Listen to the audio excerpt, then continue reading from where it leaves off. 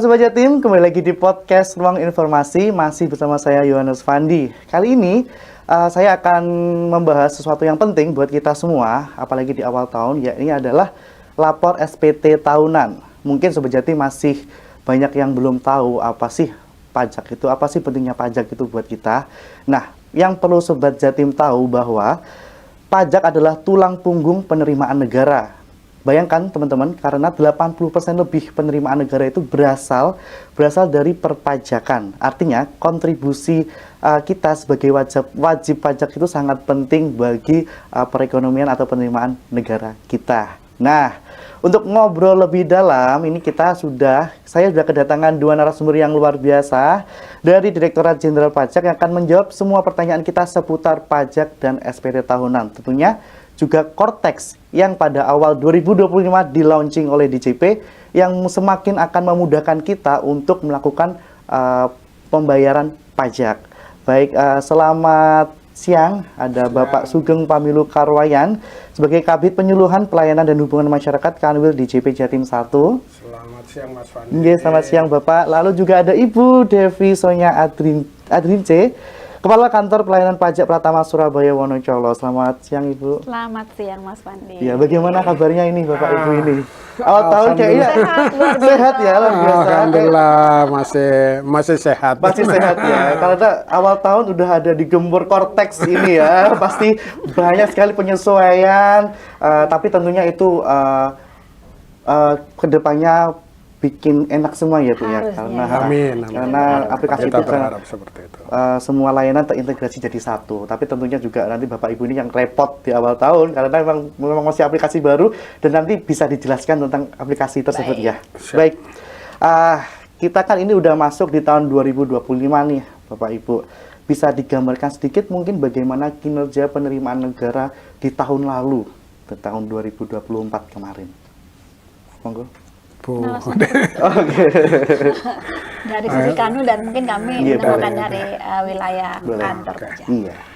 Makasih atas pertanyaannya. Kami dari Kanwil DJP Jawa Timur 1, dalam hal ini wilayah kerja kami itu satu kota Surabaya aja.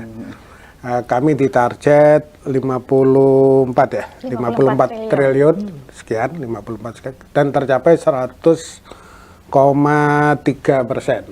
Jadi sudah melebihi lah, melebihi dikit. Nggak usah banyak-banyak, dikit aja. Karena kalau kita lihat dari, mungkin kita cuma lebihnya 0,3% ya, 0,3%, 100,3 itu 0,3%. Tapi pertumbuhan kami itu 8% lebih. Padahal secara nasional pertumbuhan ekonomi itu kan cuma 5,03%. Artinya apa? Artinya bahwa Surabaya itu udah lebih bagus daripada pertumbuhan nasional. Kira-kira seperti itu.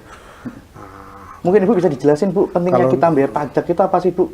Kok maksudnya tadi kan Bapak bilang pertumbuhannya benar-benar banyak ya, yang tahun lalu melampaui batas juga. Lah, pentingnya itu apa sih Bu kita bayar pajak? Pajak yang paling bisa kita lihat sehari-hari untuk bangun jalan, Mas. Itu dari uang pajak. Untuk bangun sekolah, untuk bangun bandara, fasilitas umum gitu ya. Untuk gaji pegawai negeri, gaji TNI Polri, itu semua dari uang pajak. Untuk COVID kemarin ya, APD, antigen, vaksin, itu semua dari uang pajak. Salah satu gambaran yang nyata yang bisa kita lihat, teman-teman lihat. Mungkin Sobat Jatim kan banyak yang belum mempunyai atau mungkin belum tahu kita bayar pajak itu buat apa sih sebenarnya. Padahal di depan mata ada rumah sakit, ya kan, rumah sakit, jalan-jalan. Itu memang nggak dirasakan secara langsung, tapi kan kita bisa lihat ya Bapak Ibu ya. Mungkin saya mau nambahkan dikit ya. Yang kita lihat, yang kita manfaatkan sehari-hari gitu ya. Pertalite itu kan kita beli berapa? 10.000 ya? Iya, 10.000. Kalau kita lihat harga normal, kalau kita sandingkan dengan keekonomian ya, itu sekitar 12.000. Artinya disubsidi 2.000. Nah, artinya uang pajak tadi yang bahwa penerimaan negara itu 80% dari pajak. Ya 2000, 80% dari 2000 itu dari uang pajak. Uang pajak. Artinya Bapak Ibu atau teman-teman Sobat Jatim itu juga menikmati secara langsung Iya. uang pajak. Artinya kalau kita ngomong jalan, oh Pak saya nggak lewat jalan itu, gitu ya. Gitu. Tapi kalau pakai Pertalite kan, ya kalau 80% kan 1.600 ya. Iya. Nah, 1.600 kalau per liter, kalau sebulan berapa liter kan? Ya langsung menikmatin gitu. Langsung menikmati. Kemudian juga misalnya yang lagi in sekarang kan beberapa hari kemarin LPG 3 kilo. 3 kilo, betul ya, yang lagi booming Lagi ya. rame. Iya, Itu iya. kan HET-nya 22.000 ya, 22.000. Padahal itu normalnya kalau harga keekonominya itu hampir 50.000. Artinya disubsidi sekitar 28.000. 28.000 ya 80%-nya dari uang pajak gitu kan pasti kan? Iya. Ya kira-kira itu 24 ribuan ya itu ya silakan dihitung sendiri bahwa kita itu menikmatin secara nggak langsung, secara nggak sadar ya. Iya, secara nggak sadar. Itu kita menikmatin meskipun kita belum tentu kita bayar pajak gitu kan Iya, ya. iya, iya. Kira-kira itu yang mungkin perlu ini contoh-contoh kecil yang sehari-hari yang dinikmatin oleh masyarakat. Meskipun yang lainnya juga masih banyak. Kira-kira seperti itu. Iya, ini contoh kecil yang Iya. kerasa lah. Yang Mas. kerasa Yang langsung bayar gitu ya. Bensin kata dia Ya, Pak ya, terus betul. LPG LPG. juga. Iya, Itu dari sebagian ya uang pajak kita ya, ya itu gitu loh. Terus Sobat Jatim harus segera bikin ke kantor pajak. Tapi jangan salah kan katanya tadi ada apa tadi? Cortex ya? Ya, Cortex. Ada Cortex. Tapi sebelum kita masuk Cortex, katanya tadi itu menyumbang lebih dari 80% penerimaan negara. Ya. Apa saja sektor pajak yang paling dominan dalam kontribusi ini? Kan pajak ada banyak ya. Ya. Yang mungkin yang paling dominan itu apa aja? Ini Kalau dari sisi sektor ya, sektor itu industri pengolahan. Kalau Surabaya rokok, industri hasil tembakau lah. Ya, salah satu pabrik rokok terbesar di Indonesia itu kan Ada di sini. ada di Surabaya. Oke. Kemudian sektor administrasi pemerintahan, gaji pegawai negeri, gaji pegawai pemerintah daerah itu kan juga dipotong pajak dan disetorkan. Dan itu salah satu yang terbesar nomor 2 lah, kira-kira seperti itu. Dan yang kalau dari dari jenis pajaknya PPN ya, pajak pertambahan nilai itu nomor 1 yang paling besar ya. Kalau untuk Surabaya ya, kalau kita bicara Surabaya. bicara Surabaya. Kalau terus baru itu PPH pasal 21 dan badan. Kira-kira seperti itu. Kalau OP orang pribadi ya, PPH orang pribadi itu masih agak di bawah. Artinya masih ada ruang untuk ditingkatkan. Kira-kira seperti itu. Jadi semoga dengan APBN yang kuat ini bisa maka pembangunan ini dapat berjalan dengan baik. Ya, Amin. kita harapkan Iya. itu. Nah, kemudian terkait dengan implementasi tadi Cortex yang di awal 2025 ini bagaimana mungkin bisa dijelaskan? Oh, ini Aplikasi kalau- Cortex ini- itu seperti apa sih, Bu? Yang melaksanakan Ya, itu KPP. Iya, monggo. Baik, jadi Iya. sebenarnya untuk Cortex ini memang suatu aplikasi berbasis internet.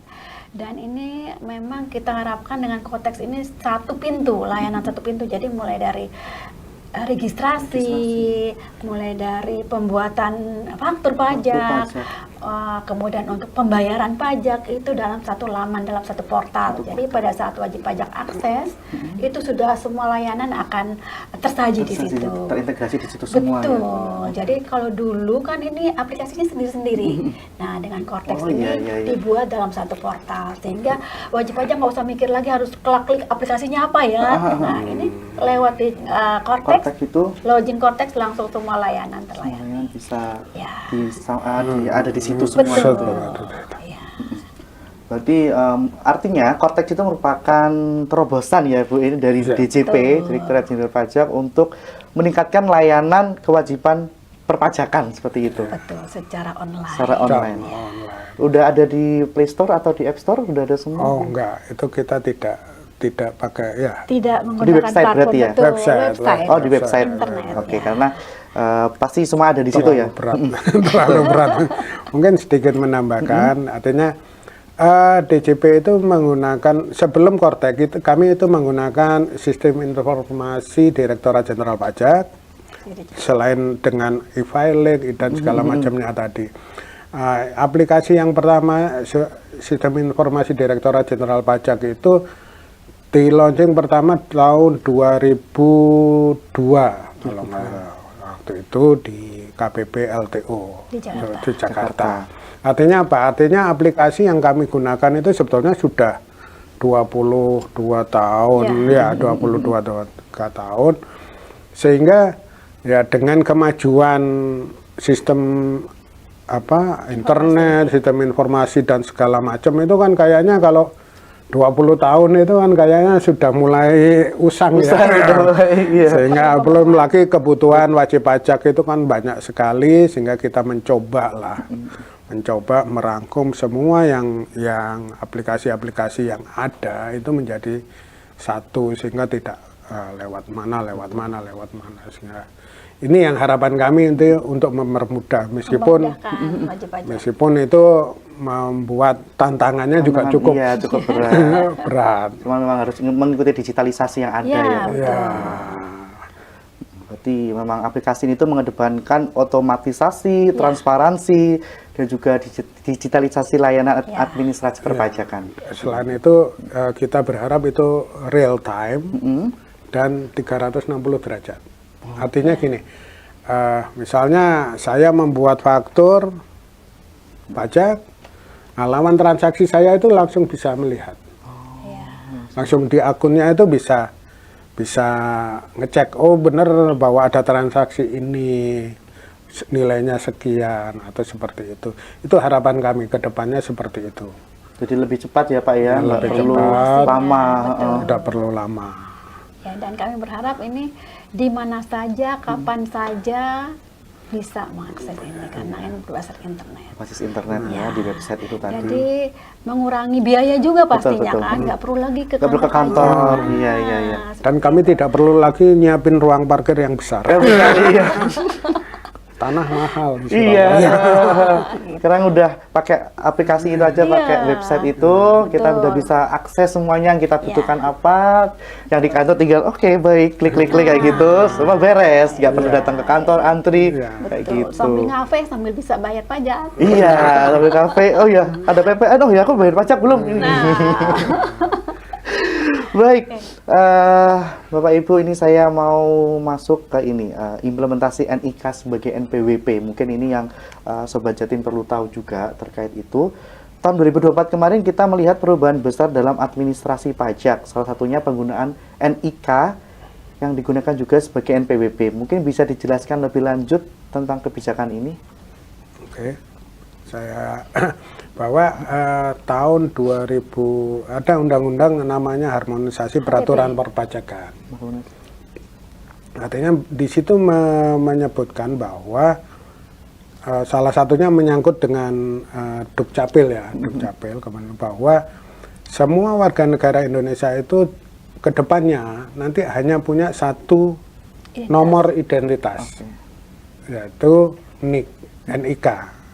Nah, ini makanya 2024 kita mulai melakukan istilahnya pemadanan NPWP dengan NIK itu. Sehingga nanti kedepannya juga tidak perlu lagi ada namanya NPWP itu NIK itu kira-kira seperti itu. Tapi jangan takut bahwa kalau sudah punya NIK wajib membayar pajak. Enggak. Pajak itu kan ada 3 hal yang harus kalau bahwa orang itu bayar pajak itu.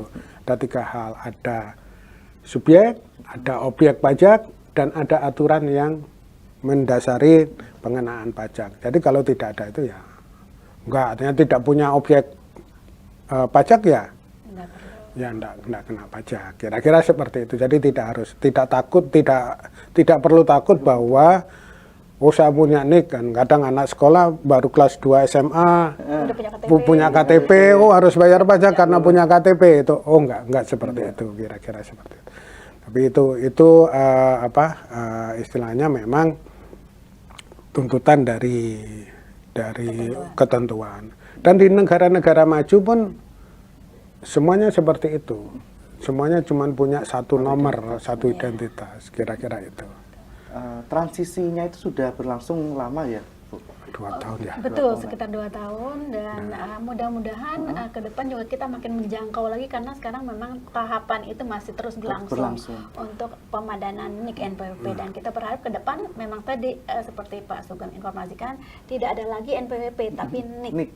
Dan NIK ini pada saat terpenuhi 3 syarat itu, pada saat dia sudah mempunyai penghasilan di atas PTKP, PTKP itu penghasilan tidak kena pajak. 1 tahunnya itu 56 juta ya.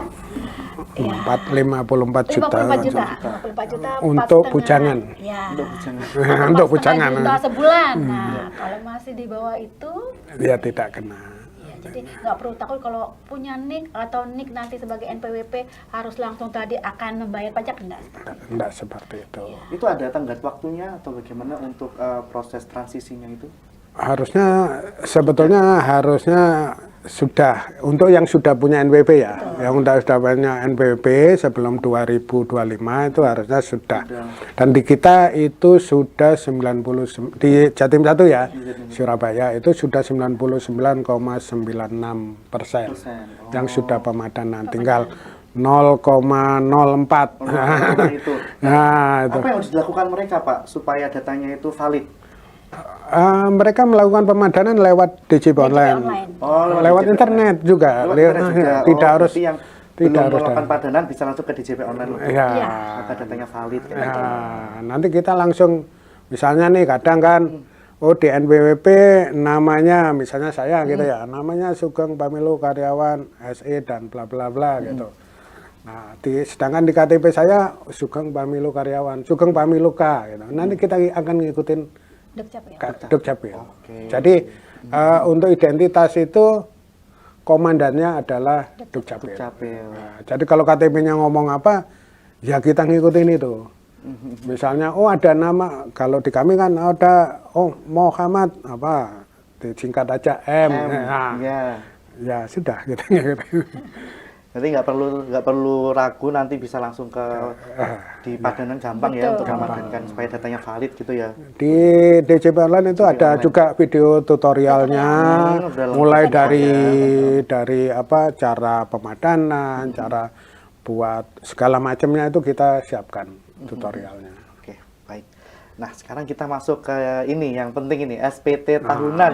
SPT. Nah, ini masuk ini. Udah bayar SPT belum ini? Teman-teman di sini nih.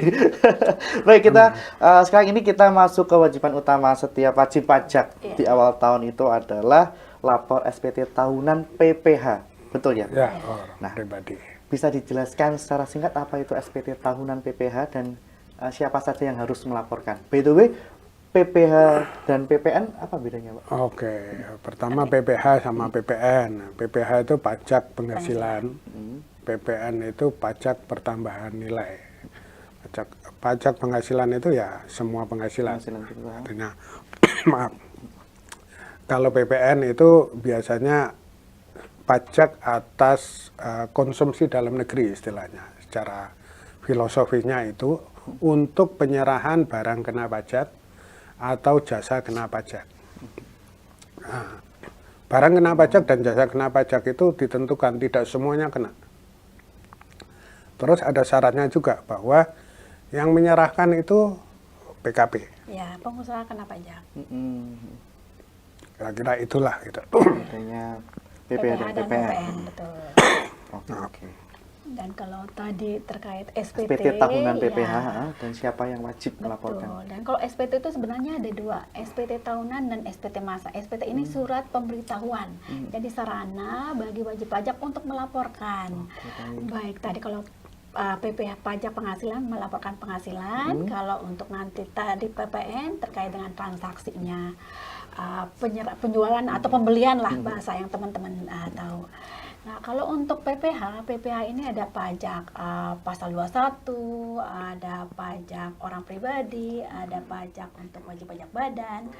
Nah, yang uden untuk di awal tahun Awal ini tahun. ya, untuk sampai dengan batas waktu 31 Maret, 31 Maret. ya itu kewajiban untuk pelaporan SPT tahunan orang pribadi. Orang pribadi. Ya, jadi orang pribadi ini baik yang dia karyawan maupun dia yang pelaku usaha atau dia yang mempunyai profesi seperti dokter, pengacara. Nah, itu juga memang wajib dilaporkan di SPT tahunan orang pribadi.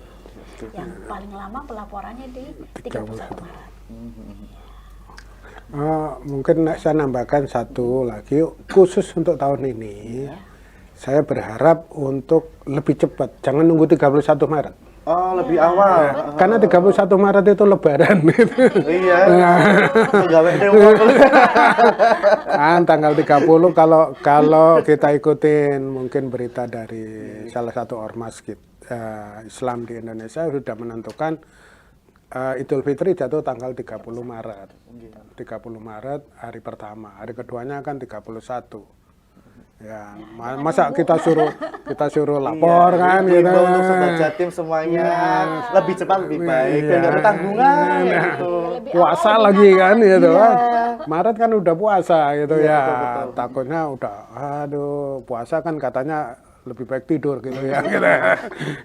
Nanti tidur cari atau war takjil kan susah kan ya, udah lupa itu ya. Jadi Juga harapkan kan nggak enak ada tanggungan ya Pak ya. Iya.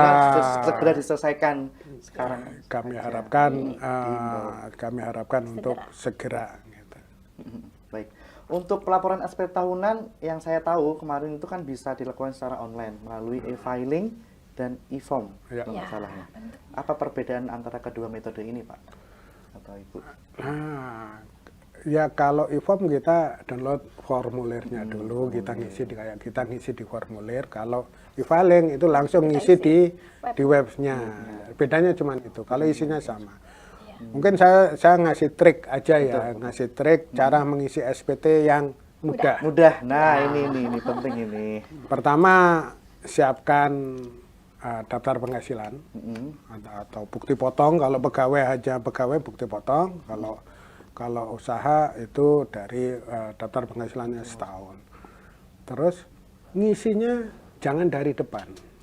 Lampiran terakhir diisi dulu.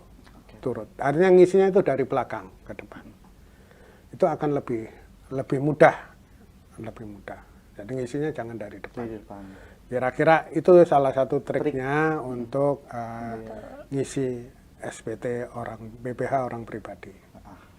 Dan mungkin bisa saya tambahkan kalau untuk SPT orang pribadi ini ada 3 formulir. Iya, ini yang mau saya tanyakan tadi 3 formulir yang 1770, 177S itu. Bagaimana Ibu itu? Ibu? Jadi ada 3, ini dibagi 1770 SS itu sangat sederhana. Oh, iya. Artinya kita karyawan yang mempunyai penghasilan sampai dengan 60 juta rupiah 1 tahun. Ya, dan itu isinya dia hanya satu lembar. Iya, 1 lembar, dan itu pada saat karyawan sudah mendapatkan bukti potong dari kantor itu tinggal dipindahkan. Jadi itu pengisiannya, dan di situ ada pengisian jumlah harta, itu total hartanya yang dimiliki, kemudian total kewajibannya.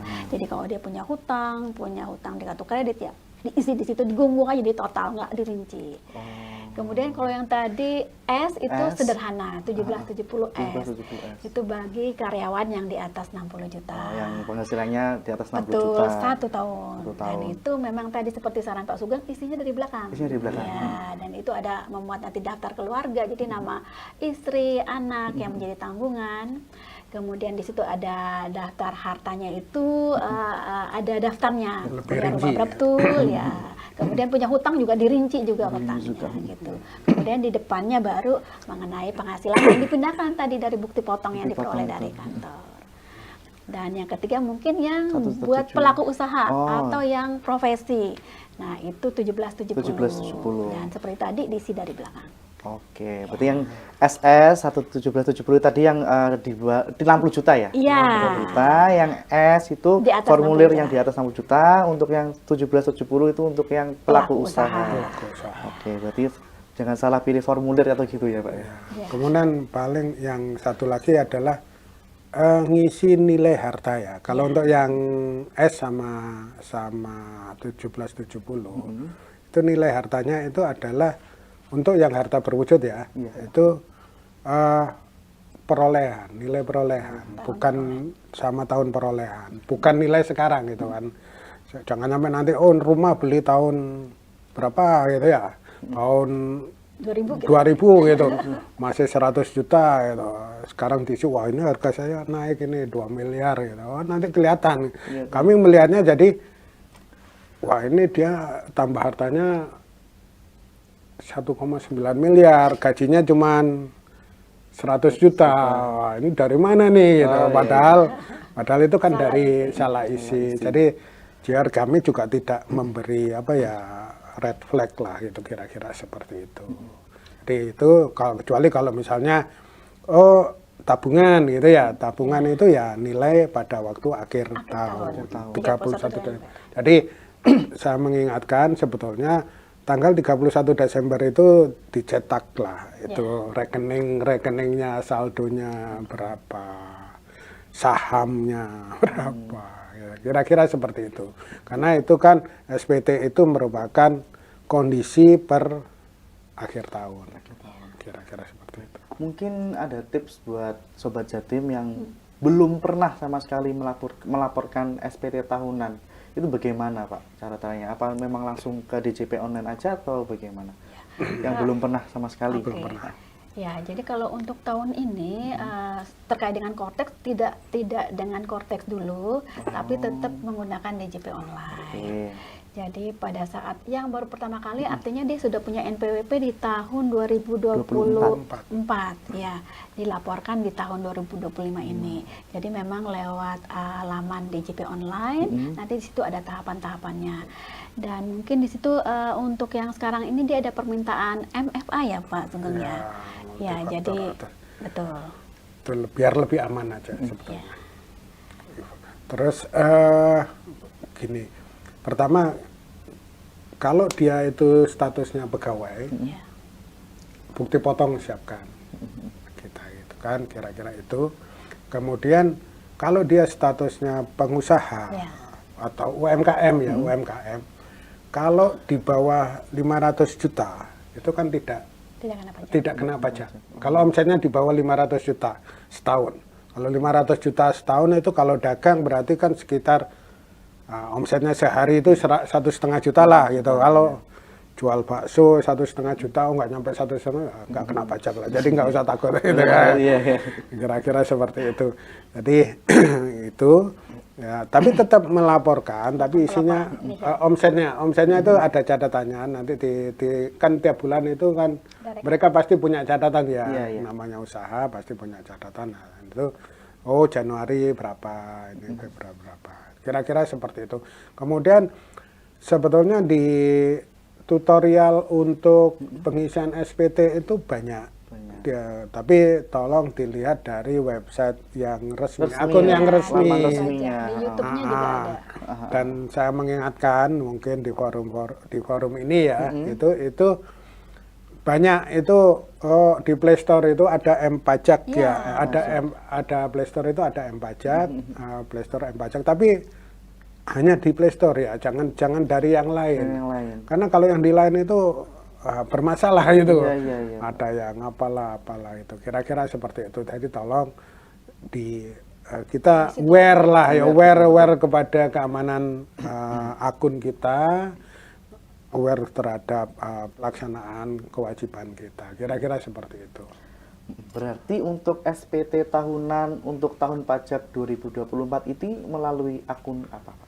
Di DJP Online. DJP Online ya. Berarti sekarang karena berarti saya melaporkannya lewat DJP Online. Nah, ini pasti ada kendala ini mungkin Sobat Jatim misalnya lupa password atau bagaimana. Kalau ini terjadi bagaimana cara mereset passwordnya? Kan pasti terjadi Pak, kadang-kadang lupa passwordnya apa. Ya, setahun sekali ya, makanya ini.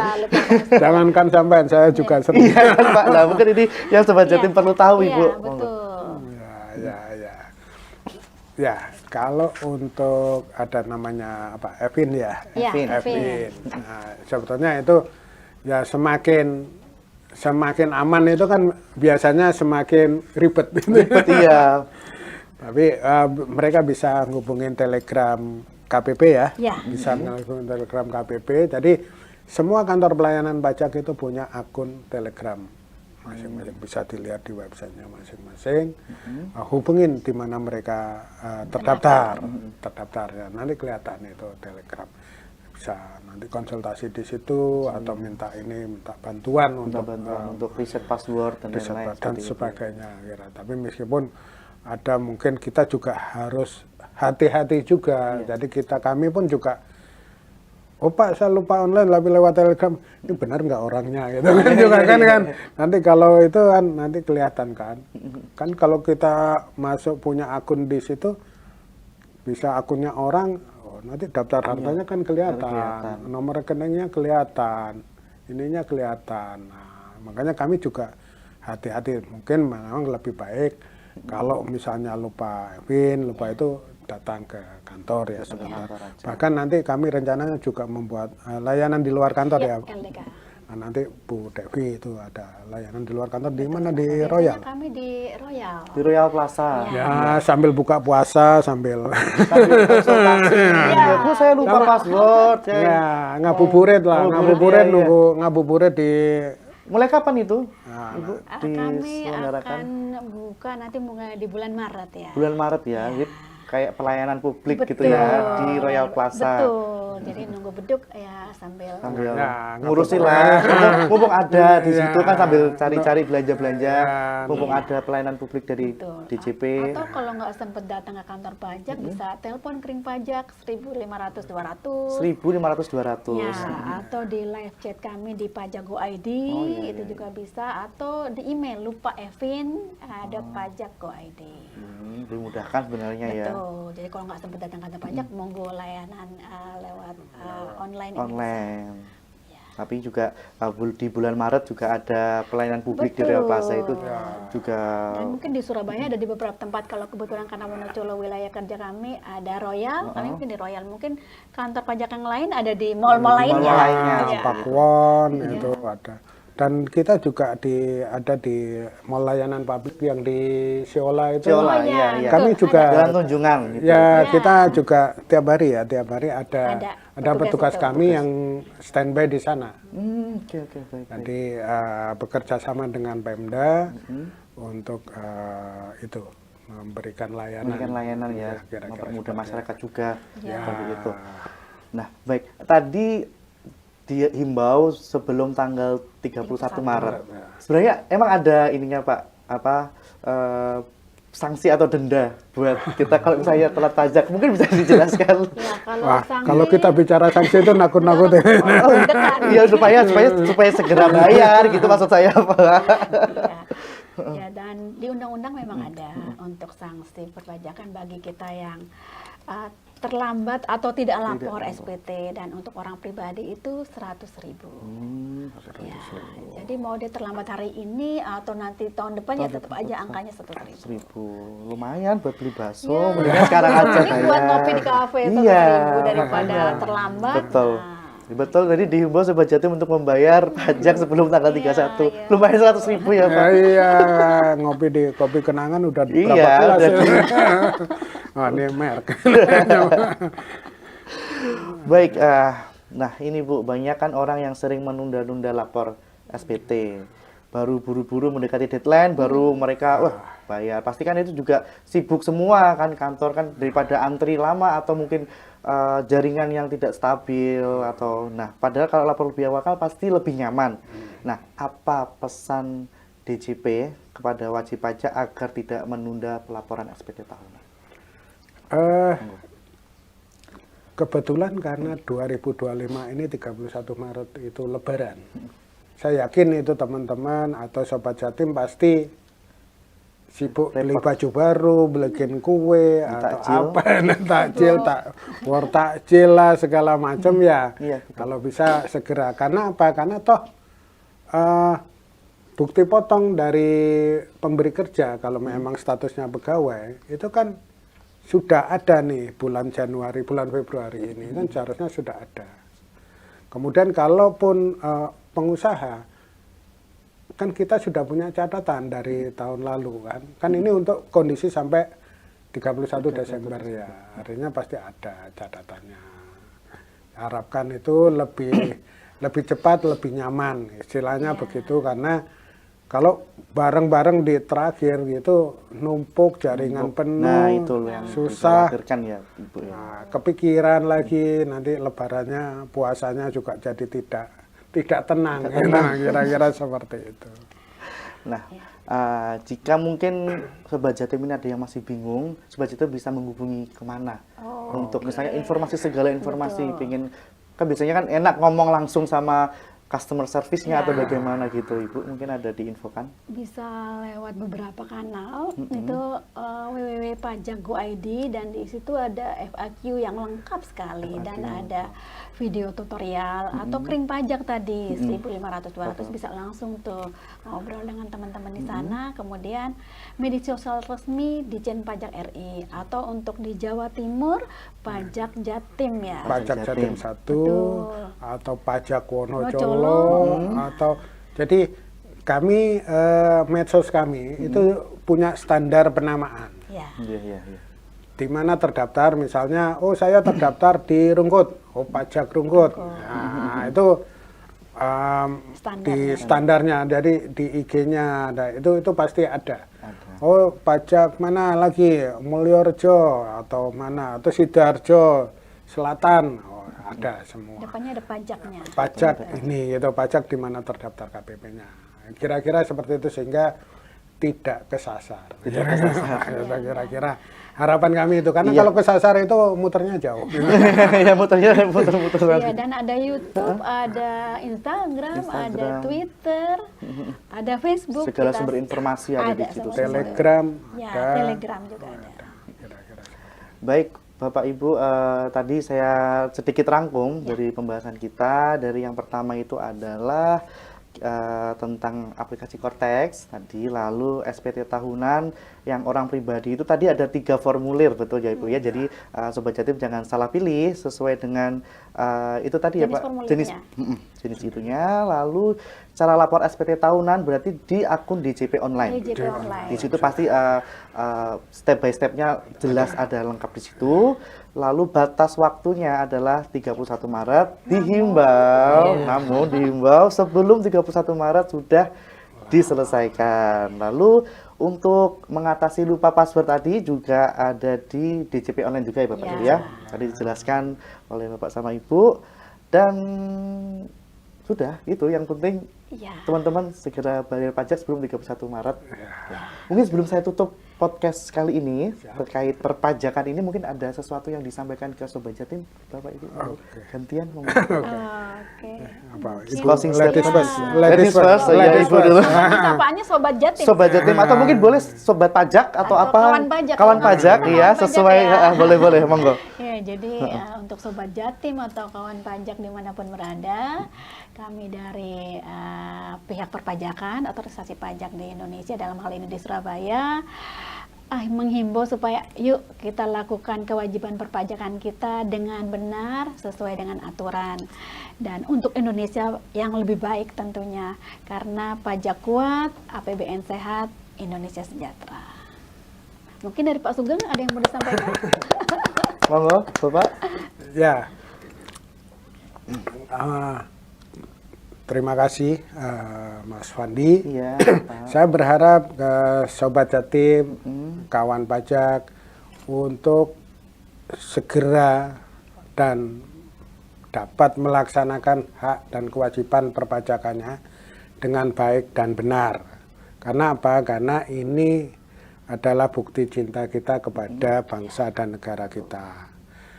Karena apa? Bahwa pahlawan sekarang, pahlawan bagi bangsa kita itu adalah pembayar pajak. Karena tadi seperti disampaikan Mas Fandi, bahwa penerimaan perpajakan itu 82% dari penerimaan negara kita.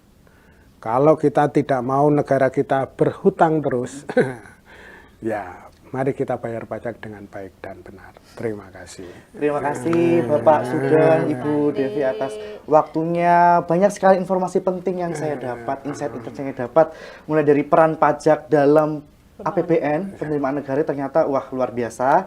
Lalu juga teknis lapor SPT yang mudah, semakin dimudahkan. Dan yang paling penting adalah jangan menunda jangan menunda-nunda. Lapor SPT tahunan lebih awal, lebih nyaman. Seperti itu ya. Baik, terima kasih untuk Bapak Sugeng dan Ibu Devi. Mas Semoga Fandi. informasi yang disampaikan bermanfaat untuk kita Amin. semua yang ada di sini, juga Sobat Jatim yang dimanapun kalian berada. Lalu sampai jumpa di episode podcast selanjutnya. Tetap patuhi kewajiban pajak karena pajak kuat, APBN sehat. Indonesia, Indonesia sejahtera. Indonesia sejahtera. Baik, terima kasih atas waktunya Bapak Ibu. Akhir kata, saya Fandi dan seluruh kru yang bertugas mengucapkan terima kasih dan sampai jumpa.